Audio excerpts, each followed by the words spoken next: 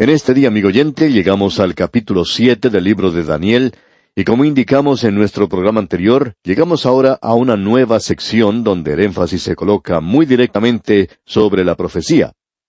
A través de toda esta sección, de los capítulos 7 hasta el 12, tenemos varias profecías que Daniel recibió durante el reinado de diferentes reyes.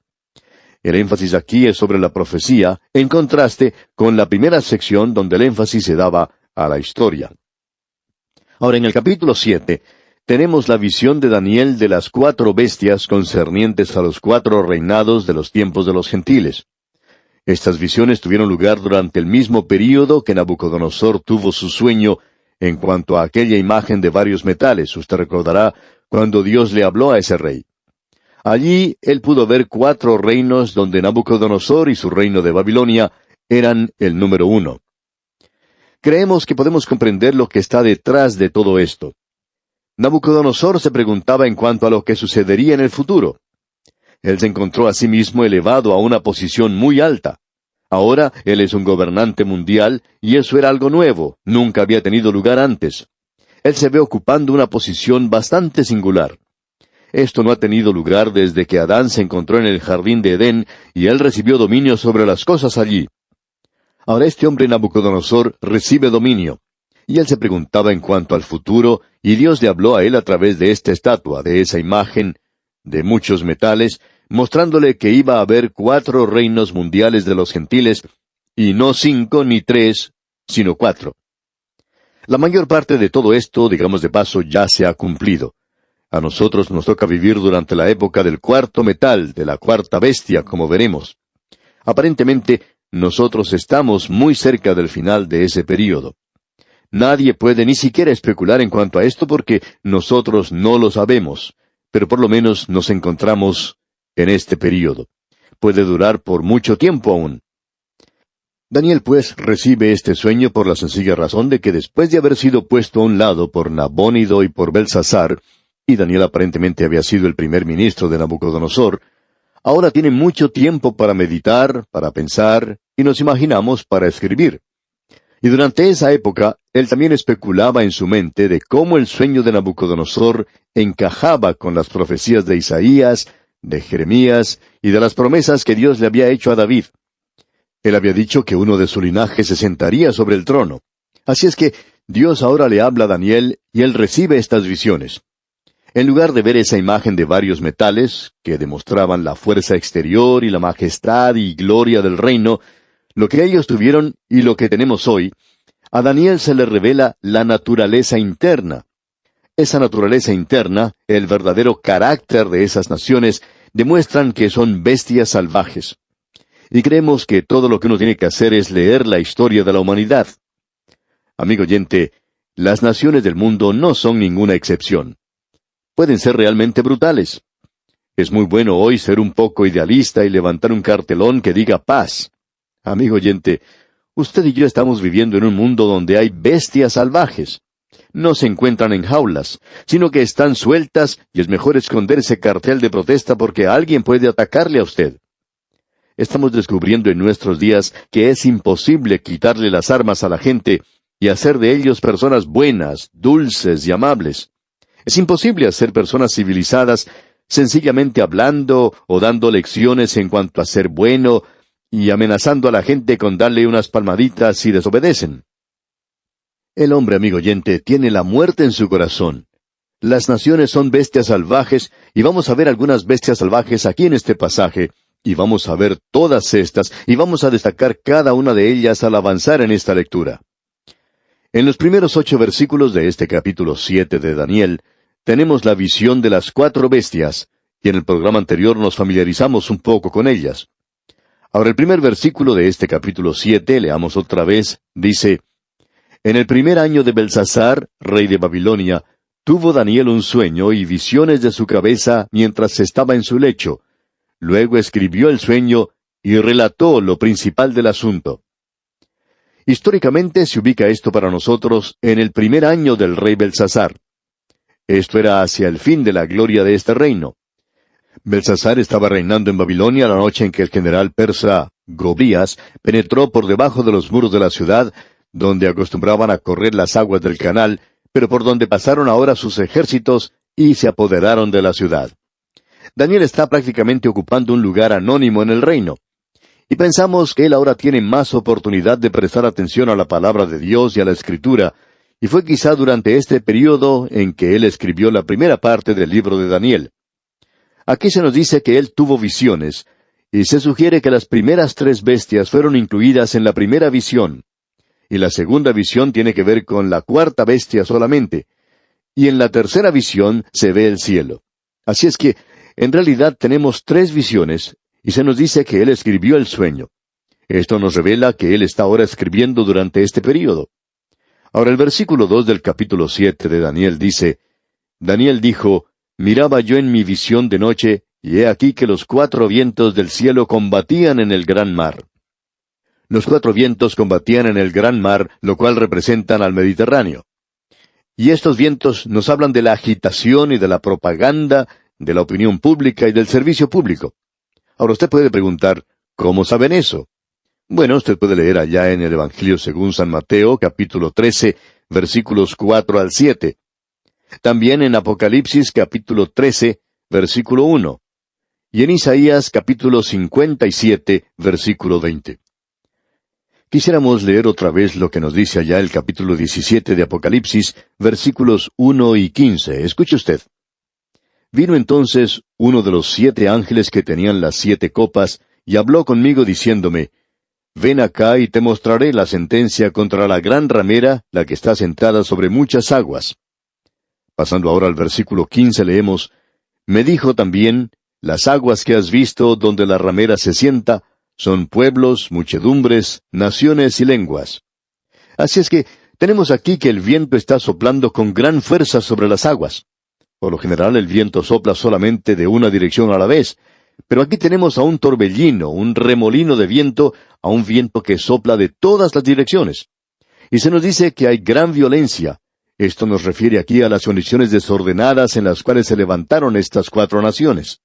Pero también nos habla de la última parte del 4º reino, y no estamos muy seguros, pero creemos que estamos dirigiéndonos en esa órbita en este día, y no queremos sugerir que el Señor Jesucristo viene mañana, o el próximo año, o aún en este siglo. No lo sabemos, pero estamos viendo las condiciones desordenadas en las cuales se encuentra el mundo. Existen ciertas ideologías que están tratando de capturar el pensar de las masas confusas de las naciones y de las tribus. Creemos que hay mucho lavado cerebral en el presente. Nos preguntamos si usted, amigo oyente, ha descubierto esto al escuchar la radio o al mirar la televisión. ¿Estamos siendo lavados cerebralmente? Nosotros recibimos toda clase de propaganda. Quizá nosotros debemos confesar que con un programa como este, estamos presentando cierta clase de propaganda. ¿Sabe usted qué clase de propaganda es? Sí, amigo oyente, es la palabra del Señor, y nos gustaría poder lavar cerebralmente a cada uno de los que nos escuchan y hacer a cada uno de los oyentes creyentes en el Señor Jesucristo. Bueno, nosotros nos encontramos en esa tarea hoy. La radio y la televisión hacen este lavado cerebral. Ahora permítanos presentar un ejemplo de esto. En cierta ocasión, en la reunión de una iglesia, se levantó a cantar un coro de jóvenes. Ahora el joven que les dirigía tenía la apariencia de un verdadero desadaptado, y él se había vestido con un par de pantalones sucios, tan sucios que si se los quitaba, los pantalones se paraban por sí solos de los sucios que estaban. Tenía una camisa sucia y su melena desparramada y en desorden. El coro cantaba de que los jóvenes de hoy tienen libertad. Al terminar con su intervención, el pastor de la iglesia habló con este joven director, y el joven mencionó que nosotros todos somos libres en el presente. Y entonces el pastor le dijo, creo que la libertad se manifiesta en la forma en que usted se viste. Y este joven dijo, sí. El pastor le dijo que él había viajado por Canadá, por Florida, Inglaterra, Europa, Sudamérica, y en todas partes donde él había estado, había visto a jóvenes vestidos de esa manera, y le preguntó a este joven, ¿qué clase de libertad es esa? Todos se visten igual. ¿Por qué uno de ustedes no se asea bien? Y entonces este joven director contestó, porque seríamos diferentes. El pastor le dijo entonces, claro que serían diferentes, y si lo fueran, eso sería libertad. Ustedes no son libres si tienen que demostrarlo vistiéndose como lo hacen, porque si no se visten así, entonces no serían aceptados tampoco. ¿Sabe usted lo que pasa con este joven amigo oyente? Es que él ha sufrido un lavado cerebral. A él se le ha hecho creer que el tener el cabello largo es libertad. Si usted usa pantalones sucios, eso indica que usted es libre. Todo lo que la gente puede ver es ese cabello desaliñado y ese par de pantalones sucios. No hay ninguna libertad en esos pantalones. Estamos viviendo en días cuando el lavado cerebral está tomando lugar. Las masas se encuentran perturbadas y se las alimenta con propaganda. Ahora, en este capítulo 7 de Daniel, vamos a poder observar un pequeño cuerno que tendrá éxito en vista de que tiene una boca que habla grandes cosas.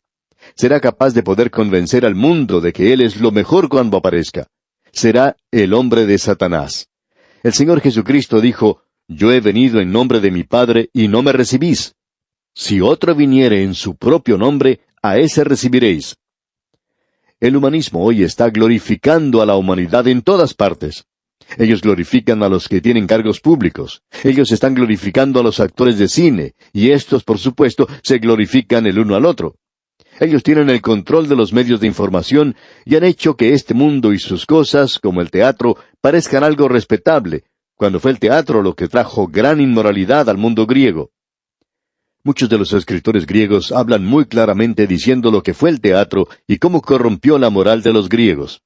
Eso está sucediendo hoy. Usted, amigo oyente, está recibiendo un lavado cerebral. Cuando uno escucha hablar a los jóvenes hoy en cuanto a su libertad, y ellos tienen que repetir ciertas cosas y tienen que hacer ciertas cosas, eso no es ninguna libertad. Todo lo que uno tiene es simplemente un montón de personas que han sido lavadas cerebralmente. Amigo oyente, sería mucho mejor si nosotros fuésemos lavados cerebralmente con la palabra de Dios. El cuadro que se nos presenta aquí ante nosotros es algo realmente tremendo. Esta escena tan perturbada de la cual el profeta está hablando. Creemos que deberíamos destacar ese paralelo que existe aquí con la circunstancia presente. No queremos que usted nos entienda mal, amigo oyente. No estamos diciendo que estamos viendo hoy el cumplimiento de esta profecía. Solo estamos diciendo que los vientos están comenzando a azotar, eso es todo. Puede que sea una historia bastante larga. Ahora, el versículo 3 de este capítulo 7 de Daniel nos dice, «Y 4 bestias grandes, diferentes la una de la otra, subían del mar». Estas eran todas bestias de diferentes clases. La primera era como un león, y representa a Babilonia. Corresponde a la cabeza de oro que estaba en esa estatua que vio Nabucodonosor. Ahora, continuando con el versículo 4, leemos, «La primera era como león, y tenía alas de águila. Yo estaba mirando hasta que sus alas fueron arrancadas, y fue levantada del suelo, y se puso enhiesta sobre los pies, a manera de hombre, y le fue dado corazón de hombre». El león con las alas de águila representa particularmente a Babilonia. Como dice el versículo 17, las bestias representan a los 4 reyes. Ya vamos a poder apreciar esto cuando nos toque leer esta parte. Las alas de águila demuestran la rapidez con la cual Nabucodonosor podía hacer actuar a su ejército, y el poder que tenía para atacar con su ejército, y el poder que tenía para atacar con sorpresa, que siempre caracteriza a una nación poderosa. La habilidad de atacar al enemigo rápidamente y apoderarse de él sin que lo espere. El secreto de Napoleón era que él podía hacer mover a la artillería rápidamente, y la razón por la cual él perdió en Varsovia fue porque tuvo lugar una tormenta de nieve. Luego ésta se derritió en la tierra, y la artillería se empantanó en el barro, y la caballería tropezó con ellos. Prácticamente se derrotó a sí mismo. Pero las alas de águila demuestran aquí el método que Nabucodonosor utilizó. A él se le hace pararse en pie como un hombre, y eso demuestra que cuando él llegó a ser una bestia, él actuó como una bestia. Y luego su mente fue restaurada, y él volvió a tener nuevamente su sentido. Aquí se dice que él recibió un corazón de hombre. Creemos que eso se refiere a su conversión. Creemos que él llegó a conocer al Dios vivo y verdadero. Como ya hemos dicho, el león corresponde a la cabeza de oro. Babilonia en el día de hoy es un montón de escombros. Y como predijo Jeremías, esas ruinas dan un testimonio elocuente de la gloria externa que pertenecía a ese lugar. Los jardines colgantes de Babilonia fueron construidos por un rey.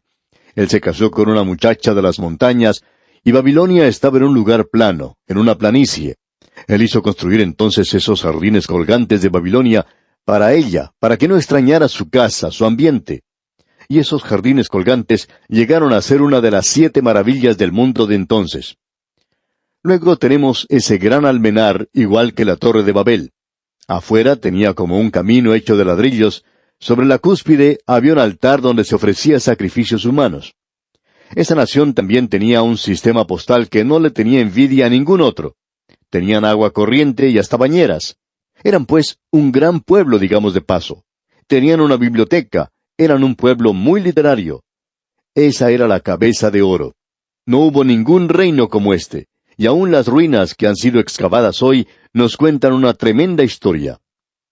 Luego tenemos al oso. Leamos el versículo 5 de este capítulo 7 de Daniel. Y he aquí otra segunda bestia, semejante a un oso, la cual se alzaba de un costado más que del otro, y tenía en su boca 3 costillas entre los dientes, y le fue dicho así: levántate, devora mucha carne. El oso representa el imperio mundial de Media y Persia. El oso corresponde a los brazos de plata. Fue el brazo de plata de Media que le dio un poderoso golpe en la nariz a Babilonia. Luego, el brazo de Persia le aplicó un potente golpe en el vientre. Con eso se apoderaron de Egipto y del resto del mundo. Así es que el oso va de un lado, el lado de Media, y luego Persia del otro lado. Las 3 costillas en su boca representan a los 3 reinos que constituyen esto, o sea, Babilonia, Lidia y Egipto. No hay alas en el oso. ¿Por qué? Porque se le dijo: levántate, devora mucha carne. El ejército de los medas y los persas se movía con gran dificultad, produciendo un sonido sordo y continuo, ya que los soldados hasta llevaban a sus familias consigo. Y fue Jerjes el que llevó a 1,000,000 de hombres y 300 barcos contra Grecia y fue derrotado. Ese hombre Jerjes, que fue quien llevó a tantos hombres, regresó derrotado porque Dios no tenía la intención de que el Oriente controlara al Occidente durante este período en particular. Llegamos ahora a la tercera bestia, la pantera. Y la pantera es el imperio griego mundial, y esto lo vemos en el versículo 6. Leamos. Después de esto miré, y he aquí otra, semejante a un leopardo, con 4 alas de ave en sus espaldas. Tenía también esta bestia 4 cabezas, y le fue dado dominio. Pantera es una mejor palabra que leopardo, ya que la pantera puede saltar con más rapidez para atrapar su presa. Esto representa el imperio mundial bajo Alejandro Magno. Esas 4 alas que se mencionan nos ilustran la vida de Alejandro Magno de hacer avanzar a su ejército con una rapidez que haría aparecer a Nabucodonosor como una tortuga. En el día de hoy estamos notando una carrera armamentista. ¿Por qué? Porque, como dijimos anteriormente, aquel que tiene más armamento y puede llegar a atacar más rápidamente es el que va a ganar. En el pasado, cuando los ejércitos no eran tan mecanizados como en el presente y se usaba más la caballería y la infantería, había generales que acostumbraban a hacer marchar a su ejército durante toda la noche para poder llegar a donde se encontraba el enemigo y sorprenderlo. Ahora esta pantera o leopardo es un animal muy fuera de lo común. Tiene 4 cabezas. Cuando Alejandro Magno murió, él murió cuando estaba joven aún, tenía unos 30 años. Él se había emborrachado. Ahora, ¿no es esto algo interesante, amigo oyente?